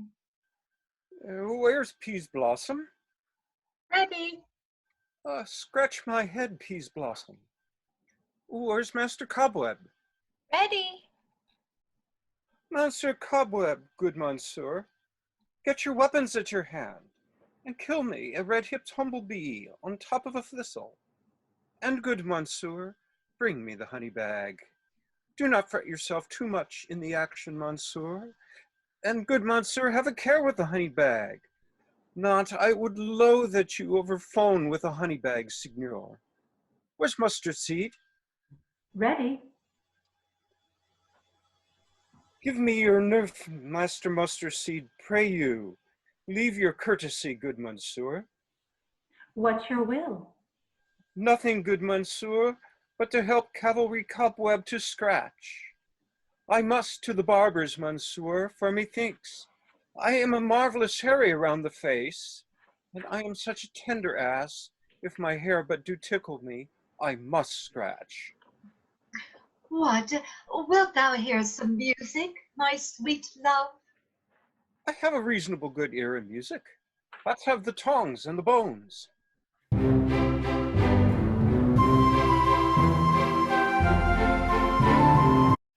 Truly, a peck of provender. I could munch your good dry oats. Methinks I have a great desire for a bottle of hay. Good hay, sweet hay, hath no fellow. I have a venturous fairy that shall seek the squirrel's hoard and fetch thee new nuts. I'd rather a handful of 2 of dried peas. But I pray you, let none of your people stir me. I have an exposition of sleep come upon me.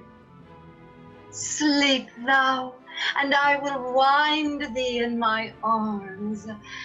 Fairies, begone, and be all ways away. Exit the fairies. So doth the woodbine the sweet honeysuckle gently entwist. The female ivy so enrings the barky fingers of the elm. Oh, how I love thee, how I dote on thee. They sleep. Enter Puck. Oberon advancing forward from hiding. Welcome, good Robin. Seest thou this sweet sight? Her dotage now I do begin to pity. For meeting her of late behind the wood, seeking sweet favors for this hateful fool, I did upbraid her and fall out with her. For she his hairy temples then had rounded with coronets of fresh and fragrant flowers, and that same dew which sometimes on the buds was wont to swell like round and orient pearls, stood now within the pretty Floreat's eyes, like tears that did their own disgrace bewail. When I had at my pleasure taunted her, and she in mild terms begged my patience, I then did ask of her her changeling child, which straight she gave me, and her fairy sent, to bear him to my bower in fairyland. And now I have the boy. I will undo this hateful imperfection of her eyes. And, gentle Puck, take this transformed scalp from off the head of this Athenian swain, that he may, awaking when the other do, may all to Athens back again repair, and think no more of this night's accidents, but as the fierce vexation of a dream. But first I will release the fairy queen. Touching her eyes. Be as thou wast wont to be, see as thou wast wont to see. Dian's bud or Cupid's flower hath such force and blessed power. Now, my Titania, wake you, my sweet queen. Titania awakes. My Oberon, what visions have I seen? Methought I was enamored of an ass. There lies your love. How came these things to pass? Oh, how mine eyes do loathe his visage now. Silence a while. Robin, take off his head. Titania, music call and strike more dead than common sleep of all these five the sense. Music! Oh, music, such as charmeth sleep.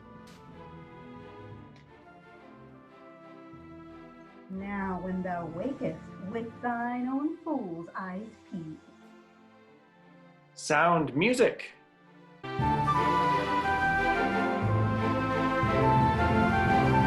Come, my queen, take hands with me, and rock the ground whereon these sleepers be. Now thou and I are new in amity, and will tomorrow midnight solemnly dance in Duke Theseus's house triumphantly, and bless it to all fair prosperity. There shall the pairs of faithful lovers be, wedded with Theseus all in jollity. Fairy king, attendant mark, I do hear the morning lark. Then, my queen, in silence sad, trip we after night's shade. We the globe can compass soon, swifter than the wandering moon. Come, my lord, and in our flight, tell me how it came this night that I sleeping here was found with these mortals on the ground. Go, one of you, find out the forester, for now our observation is performed. And since we have the wayward of the day, my love shall hear the music of my hounds. Uncouple in the western valley, let them go. Dispatch, I say, and find the forester. We will, fair queen, up to the mountain's top, and mark the musical confusion of hounds and echo in the conjunction. I was with Hercules and Cadmus once. In a wood of Crete, they bayed the bear. With hounds of Sparta, never did I hear such gallant chiding. For besides the groves, the skies, the fountains, every region near, seem all one mutual cry. I never heard such a musical discord, such sweet thunder. Ah, my hounds are bred out of the Spartan kind, so flued, so sanded, and their heads are hung with ears that sweep away the morning dew.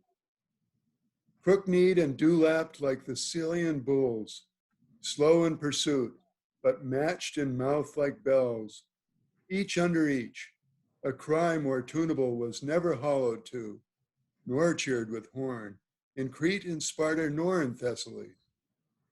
Judge when you hear, but soft.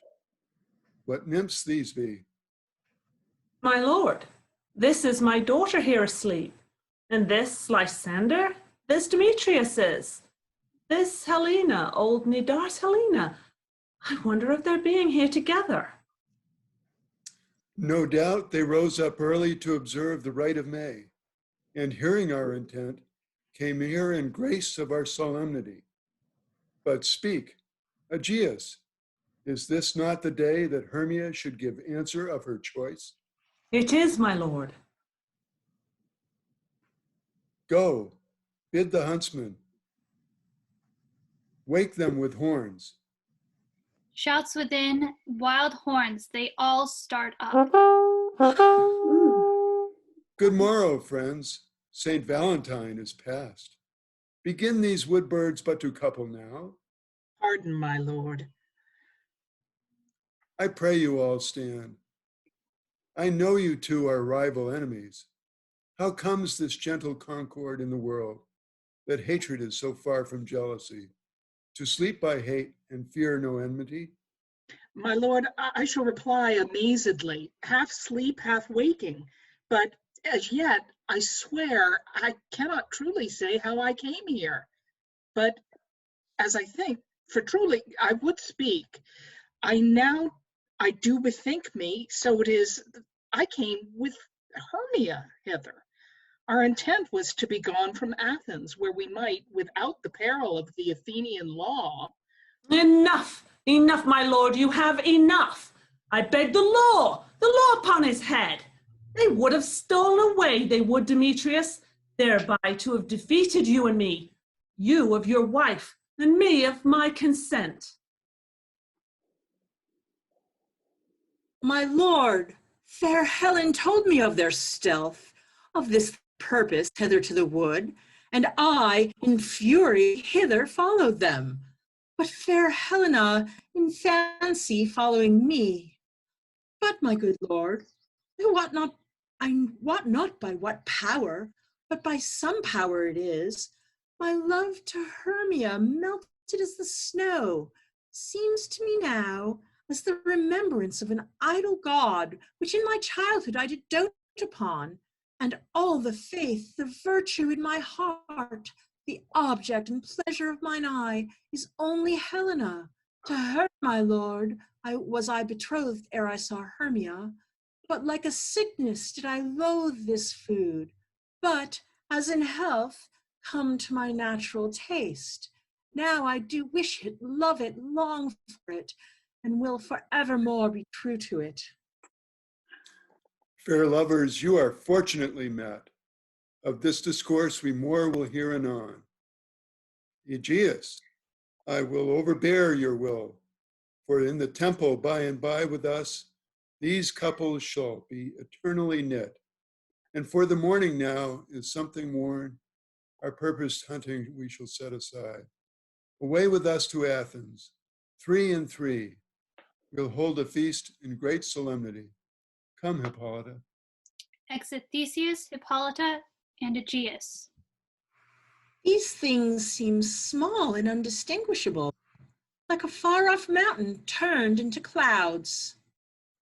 Methinks I see these things with parted eye, and everything seems double. So methinks, and I have found Demetrius like a jewel, mine own, and not mine own. Are you sure that we are awake? It seems to me, yet we sleep, we dream. Do not you think the Duke was here and bid us follow him? Yea, and my father. And Hippolyta. And he did bid us follow to the temple. Why, then we are awake. Let's follow him. And by the way, let's recount our dreams. Exit lovers.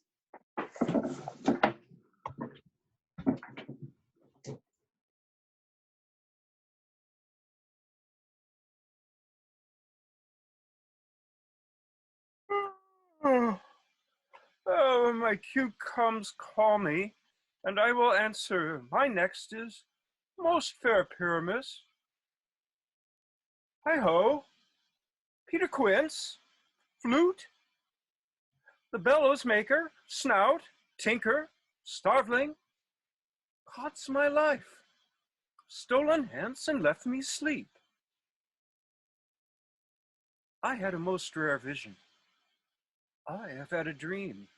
Past the wit of man to say what dream it was. Man is but an ass if he go to expound on this dream. Methought I was, there is no man can tell what. Methought I was, and methought I had.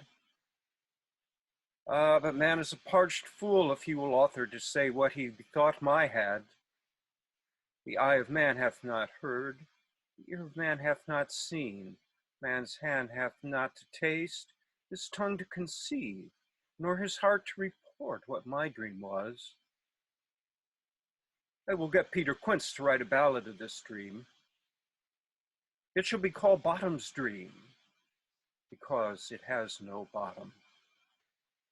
And I will sing it in the end of the play before the Duke, peradventure. To make the more gracious, I shall sing it at her death.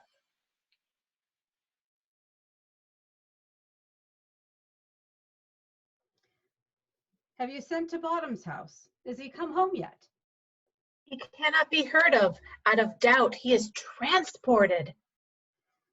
He comes not, then the play is marred. It goes not forward, doth it? It is not possible. You have not a man in all Athens able to discharge Pyramus but he. No, he hath simply the best wit of it and handicraft man in Athens. Yea, and the best person too, and he is a very paramour for a sweet voice. You must say paragon. A paramour is, God bless us, the thing of naught. Masters, the Duke is coming from the temple, and there is 2 or 3 lords and ladies more married. If our sport had gone forward, we had all been made men. O sweet bully Bottom, thus hath he lost 6 pence a day during his life. He could not have escaped 6 pence a day, and the Duke had not given him 6 pence a day for playing Pyramus, I'll be hanged. He would have deserved it. 6 pence a day in Pyramus or nothing. Enter Bottom. Where are these lads? Where are these hearts? Bottom, oh most courageous day, oh most happy hour. Masters, I am to discourse wonders, but ask me not what. For if I were to tell you, I am no true Athenian. I will tell you everything right as it fell out. Let us hear, sweet Bottom. Not a word of me. All I can say to tell you is that the Duke hath dined. Get your apparel together. Groat strings to your beards, new ribbons to your pumps. Meet presently at the palace. Let every man look ere his part. For the short and the long is, our play is preferred. In any case, let Thisbe have clean linen, and let him not that plays the lion pare his nails, for they shall hang out for the lion's claws. And most dear actors, eat no onions nor garlic, for we have to utter sweet breath. And I do not doubt, but hear them say, it is a sweet comedy. No more words. Away, go, away.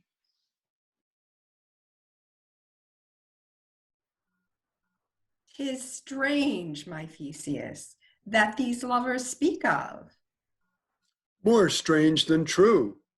I never may believe these antic fables, nor these fairy toys.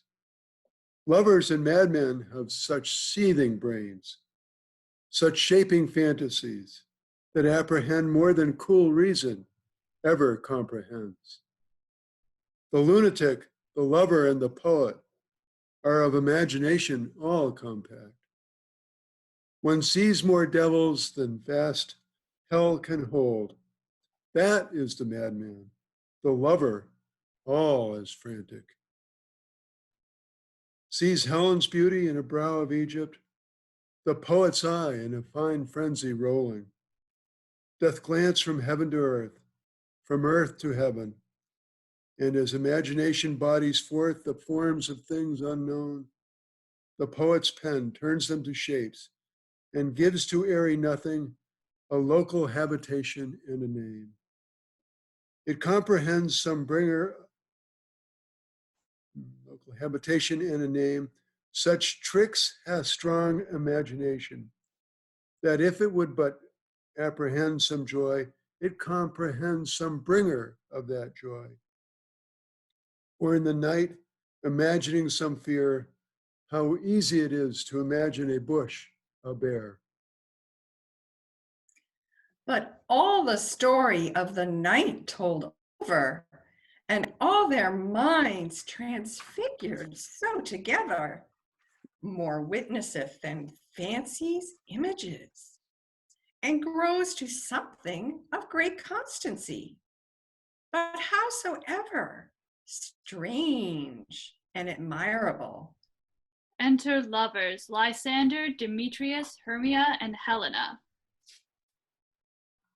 Here come the lovers, full of joy and mirth. Joy, gentle friends.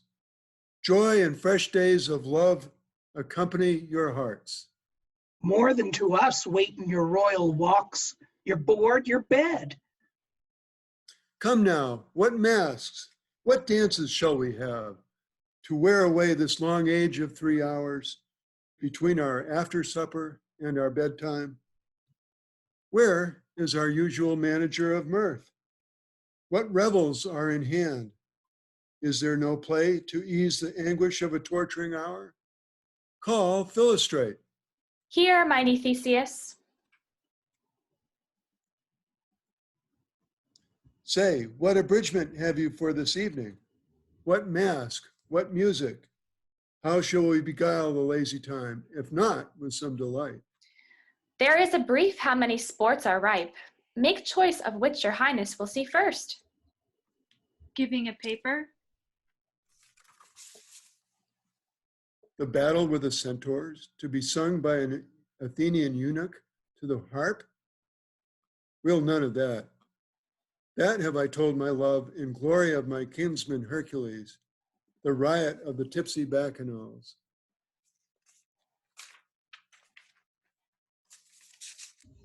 Carrying the Thracian singer in their age, that is an old device, and it was played when I from Thebes came last a conqueror. The thrice 3 muses mourning for the death of learning, late deceased in beggary.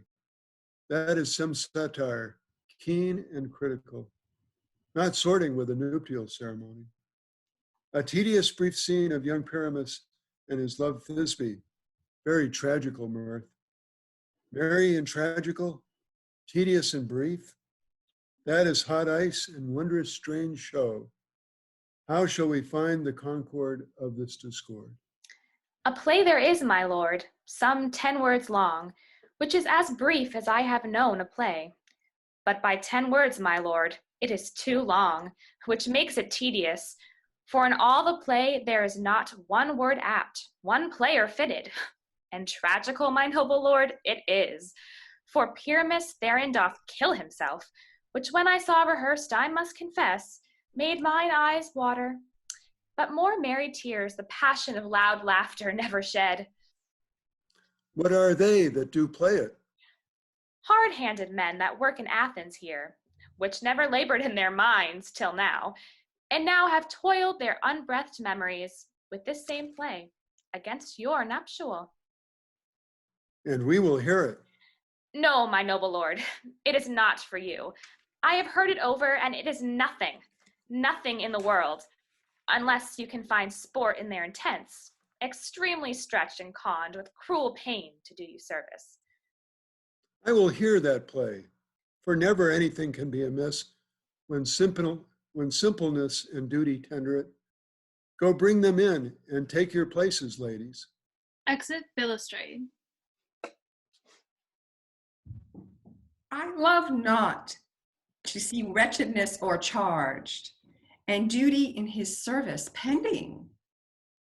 Why, gentle sweet, you shall see no such thing.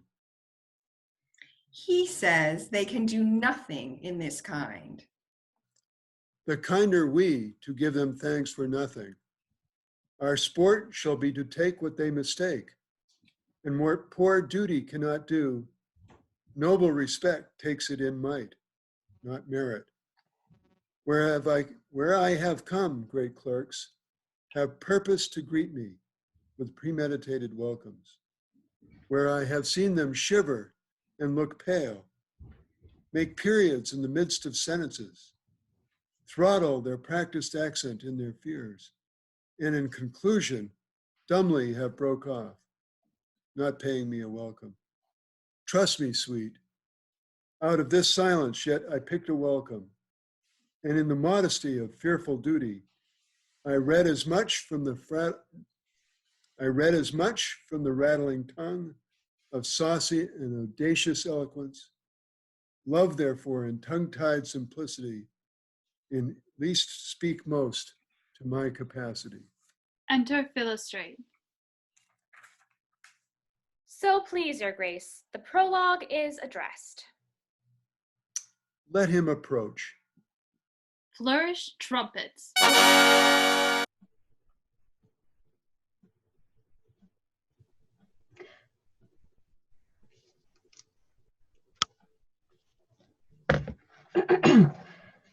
If we offend, it is with our good will. That you should think we come not to offend, but with good will. To show our simple skill, that is the true beginning of our end. Consider then, we come but in despite. We do not come as minding to content you, our true intent is. All for your delight we are not here, that you should here repent you, the actors are at hand, and by their show you shall know that you are like to know. This fellow doth not stand upon points. He hath rid his prologue like a rough colt. He knows not to stop. A good moral, my lord. It is not enough to speak, but to speak true.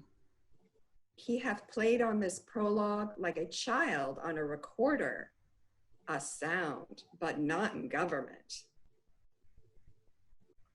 Like a tangled chain, nothing impaired, but all disordered. Who is next? Gentles, perchance you wonder at this show, but wonder on till truth makes all things plain. This man is Pyramus, if you would know. This beauteous lady, Thisbe is certain. This man with lime and rough cast doth present Wall, that vile wall which did these lovers sunder. And through Wall's chink, poor souls, they are content to whisper. At the which let no man wonder. This man with lantern, dog, and bush of thorn presenteth moonshine. For if you will know, by moonshine did these lovers think no scorn, to meet at Nina's tomb, there to woo. This grisly beast, which Lion hight by name, the trusty Thisbe coming first by night did scare away, or rather did affright, and as she fled her mantle she did fall, which Lion bile with bloody mouth did stain. Anon comes Pyramus, sweet youth and tall, and finds his trusty Thisbe's mantle slain, whereat, with bloody, blameful blade, he bravely broached his boiling, bloody breast, and Thisbe, tarrying in mulberry's shade, his dagger drew and died. For all the rest, let Lion, moonshine, Wall, and lovers twain at large discourse, where here they do remain. Exit. The lion be to speak. One lion may, when many asses do. Same interlude it doth befall, that I, one Snout by name, present a wall, and such a wall as I would have you think, that had in it a crannied hole or chink. through which the lovers, Pyramus and Thisbe, did whisper often, very secretly. This loam, this rough cast, and this stone doth show that I am that same wall, the truth is so. And this the cranny is, right and sinister, through which the fearful lover. Would you desire lime and hair to speak better? It is the wittiest partition that ever I heard discourse, my lord. Enter Pyramus. Pyramus draws near the wall. Silence. Looked night. O night with you so black. O night which ever art when day is not. O night, alack, alack, alack. I fear my Thisbe's promise is forgot. And thou, O wall, sweet wall, O lovely wall, that standest 'tween her father's ground and mine, thou wall, O sweet and lovely wall, show me thy chink to blink through with mine eye. Courteous wall, Jove shield thee well for this. But what I see? No Thisbe do I see. O wicked wall, through whom I see no bliss, cursed be thy stones for thus deceiving me. The wall, methinks, being sensible, should curse again. No, in truth, sir, he should not. Deceiving me is Thisbe's cue. She is to enter now, and I am to spy her through the wall. You shall see, it will fall apart, as I tell you.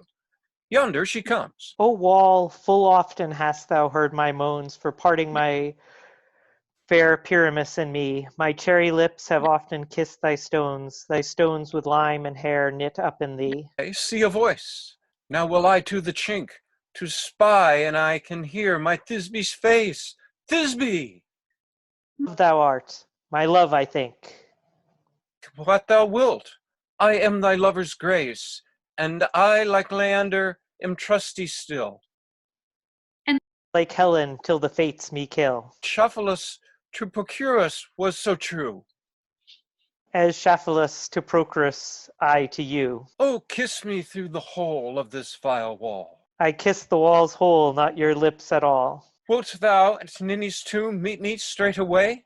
Tide life, tide death, I come without delay. Pyramus and Thisbe exit. Thus have I, wall, my part discharged so, and being done, thus wall away doth go. Wall exit. Now is the moon used between the two neighbors. No remedy, my lord, when walls are so willful to hear without warning. This is the silliest stuff I have ever heard. The best in this kind are but shadows, and the worst are no worse if imagination amend them. It must be your imagination, then, and not theirs. If we imagine no worse of them than they of themselves, they may pass for excellent men. Here come two noble beasts in, a man and a lion. Ladies, you whose gentle hearts do fear the smallest monstrous mouse that creeps on the floor, may now perchance both quake and tremble here, when lion rough in wildest rage doth roar. Then know that I, as Snug, the joiner, am a lion fell, nor else no lion's dam. For if I should as lion strife into this place, 'twere pity on my life. A very gentle beast and of a good conscience. The very best at a beast, my lord, that e'er I saw. This lion is a very fox for his valor. True, and a goose for his discretion. Not so, my lord, for his valor cannot carry his discretion, and the fox carries the goose. His discretion, I am sure, cannot carry his valor. For the goose carries not the fox. It is well, leave it to his discretion, and let us listen to the moon. This lanthorn doth the horned moon present. He should have worn the horns on his head. And his horns are invisible within the circumference. Lanthorn doth the horned moon present. Myself the man in the moon do seem to be. Greatest error of all the rest. The man should be put into the lanthorn. How is it else the man in the moon? He dares not come there for the candle, for you see, it is already in snuff. Theory of this moon would be, would change. It appears by his small light of discretion that he is in the wane, but yet in courtesy, in all reason, we must stay the time. Proceed, moon. All that I have to say is to tell you that the lanthorn is the moon, I the man in the moon, this thorn bush my thorn bush, this dog my dog. Why, all these should be in the lanthorn, for all these are in the moon. But silence, here comes Thisbe. Enter Thisbe. This is old Ninny's tomb. Where is my love? Oh! Thisbe runs. Well roared, lion. Well run, Thisbe. Well shown, moon. Truly the moon shines with a good grace. The lion shakes Thisbe's mantle. Well moused, lion. Exit lion. Enter Pyramus. And then came Pyramus. And so the lion vanished. Moon, I thank thee for thy sunny beams. I thank thee, moon, for shining now so bright. For, by thy gracious golden glittery gleams, I trust to take of truest Thisbe sight. But stay, oh, spite! But mark, poor knight, what dreadful doe is here? Eyes, do you see? How can it be? Oh, dainty duck, oh dear! Oh, day mantle good, what's stained with blood? Approach, ye Furies' fall! Oh, fates! Come, come, cut the thread and thrum, quail, crush, conclude, and quell. Passion in the death of a dear friend would go near to make a man look sad. O wherefore, nature, didst thou lions frame? Since lion vile hath here deflowered my dear, which is, no, that which was the fairest dame that lived, that loved, that liked, that looked with cheer. Oh, come, tears confound, out sword and wound the pap of Pyramus. I that left pap where heart doth hop. He stabs himself. Dost die thus, now I am dead, now I am fled. My soul is in the sky, tongue lose thy sight, moon take thy flight. I die. He dies. Exit moonshine. No die, but an ace for him, for he is but one. Less than an ace, man, for he is dead. He is nothing. With the help of a surgeon, he might yet recover, and yet prove an ass. How chance moonshine is gone before Thisbe comes back and finds her lover. Enter Thisbe. She will find him by starlight. Here she comes, and her passion ends the play. Methinks she should not use a long one for such as Pyramus. I hope she will be brief. A mote will turn the balance, which Pyramus, which Thisbe is the better. For he for a man, God warrant us, or she for a woman, God bless us. She hath spied him already with those sweet eyes. And thus she means videlicet. Asleep, my love? What, dead, my dove? O Pyramus, arise! Speak, speak! Quite dumb. Dead, dead? A tomb must cover thy sweet eyes. These lily lips, this cherry nose, these yellow cowslip cheeks are gone, are gone! Lovers make moan, his eyes were green as leeks. O sisters three, come, come to me, with hands as pale as milk. Lay them in gore, since you have shore, with shears his thread of silk. Tongue, not a word, come trusty sword, come blade, my breast imbrue. She stabs herself. Farewell, friends, thus Thisbe ends. Adieu, adieu, adieu. And she dies. Moonshine and lion are left to bury the dead. Ay, and Wall too. To assure you, the wall is down that parted their fathers. Will it please you to see the epilogue? Or to hear a burgomask dance between two of the company? No epilogue, I pray you, for your play needs no excuse. Never excuse, for when the players are all dead, there need none to be blamed. Marry, if he that writ it had played Pyramus, and hanged himself in Thisbe's garter, it would have been a fine tragedy. And so it is truly, and very notably discharged. But come, your burgomask, let your epilogue alone. The iron tongue of midnight hath told 12. Lovers to bed, 'tis almost fairy time.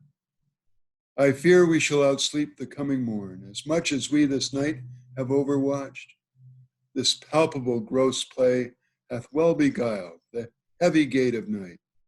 Sweet friends, to bed. A fortnight hold we this solemnity, in nightly revels and new jollity. Enter Puck.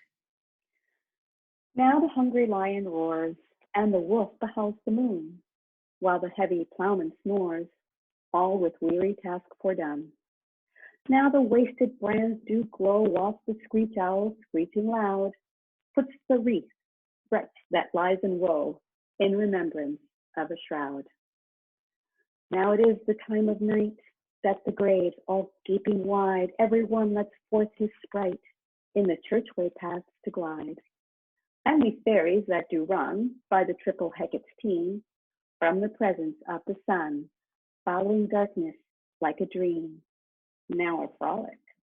Not a mouse shall disturb the hallowed house. I am sent with broom before to sweep the dust behind the door. Enter King and Queen of the Fairies, Oberon and Titania, with all their train. Through the house give glimmering light, by the dead and drowsy fire. Every elf and fairy sprite hop as light as bird from briar. And this ditty after me, sing and dance it trippingly. First, rehearse your song by rote, to each word a warbling note. Hand in hand with fairy grace, we will sing and bless this place. Song and dance.